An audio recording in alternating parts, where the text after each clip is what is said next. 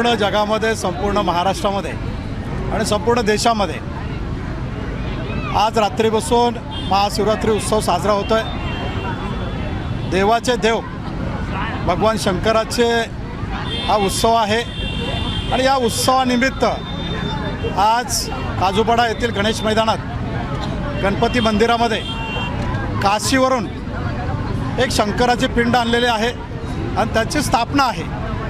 आणि म्हणून या ठिकाणी भाविकांची इच्छा होती की उज्जैनवरून महाकाल भगवान शंकराचं जे भक्त आहेत ते कलाकौशल्य आहे, ते कलाकौशल्य मुंबई शहरातील लोकांना पाहायला मिळालं।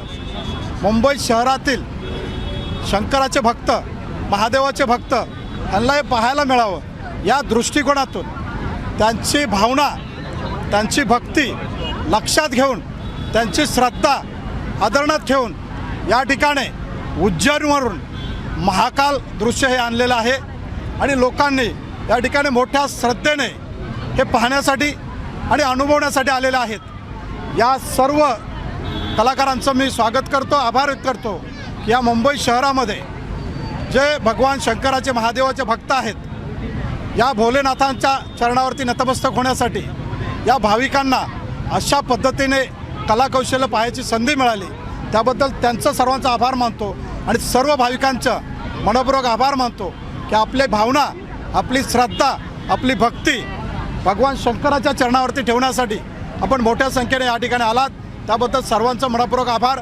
अशीच आपली एक भगवी शक्ती, अशीच आपली एक भगवी ताकद आणि आपली भक्ती कायम भगवान शंकराच्या चरणी राहो आणि भगवान महादेवाच्या कृपेने असाच या चांदिवलीवरती भगवा ध्वज, हा सनातनाचा ध्वज कायम फडकत राहो। लोकांचा आशीर्वाद, लोकांचा विश्वास आणि लोकांचं सहकार्य कायम माझ्या डोक्यावरती, पाठीवरती राहो। लोकांच्या आशीर्वादाने, लोकांच्या सहकार्याने या चांदिवलीमध्ये धार्मिक, आध्यात्मिक आणि विकास आणि लोकांचा सन्मान हे सर्व देवो देव महादेवाच्या आशीर्वादाने पूर्ण हो, एवढीच भगवानाच्या चरणी नतमस्तक प्रार्थना करतो।